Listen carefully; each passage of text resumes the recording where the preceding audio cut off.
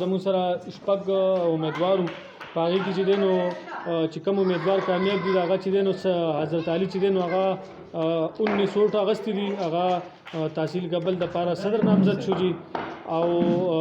نائب صدارت دپاره سلیم سیف الله خان 14 ووټ اخیستي دي نو هغه د کابل دپاره چې دی نو نائب صدر منتخب شو جي او د جنرال سیکرټري دپاره چې دی 13 ووټ اخیستي احسان الله سیکرټري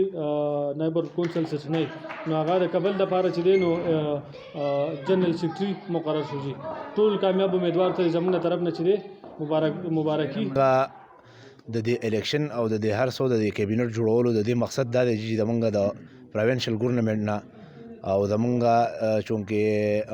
خوش قسمتي هم دا ده چې زمونږ سی ایم صاحب چې کوم دی هغه زمونږ د سوات دی نو د هغو نه مونږ پرزور مطالبات دا کوو چې زمونږ کم تفرق چې د دې خاتمه چې دی نو لکه دا زمونږ په ایجنډه کې ده چې دا تفرق ته په هغوم کې ختم شي ولې زمونږ کیډر یو دی او زمونږ نیم یو دی او زمونږ کار یو دی زمونږ ټوټل چې صحیح هغه زمونږ یو شانتي کوو نو په دې کې جونیئر او سینیئر لکه دي د کم طرفه راولي چې یو له ته 14 سکیل ورکې یو له 11 ورکې او بل له 9 ورکې نو لکه موږ دا نه منو دا موږ ته نه منظور دي موږ یو شان کار دی یو شان سکیل دا زمونږ مطالبه ده دا به موږ له دا یو شان سکیل به راکوي موږ دا نه منو او که فرض کړي موږ دا مطالبات بیا نه مني نو بیا به موږ مزید لکه موږ به بیا روډونو ته راوځو موږ به احتجاجونه کوو نو موږ به د خپل حق تپوس چې دی که دي په دې ښه طریقه باندې نه کوي نو بیا به موږ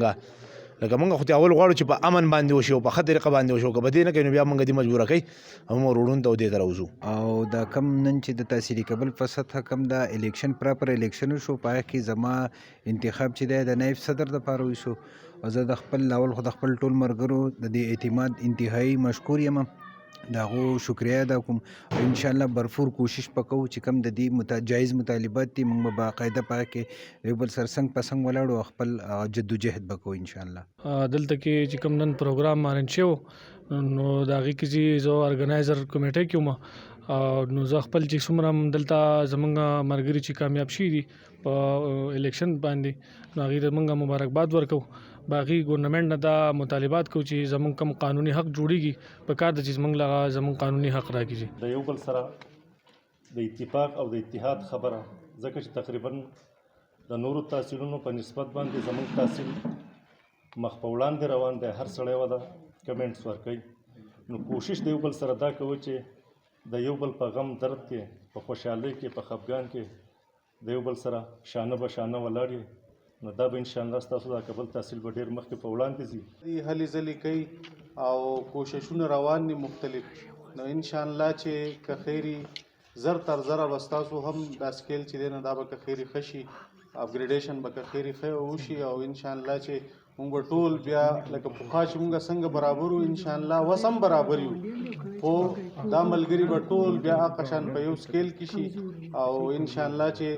هغه به هم د خوشحالۍ ورځې زموږ دپاره ډېره زیاته چې ستاسو اپګریډیشن وشي که خیر او تاسو هم 11 سکیل ته لاړ شئ او لکه په هغې باندې به موږ انشاءالله دقسې جشن مناوو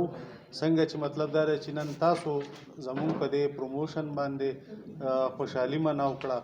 او موږ له یو دا د عزت دا مقام موږ له راکړو موږ دا نه وایو چې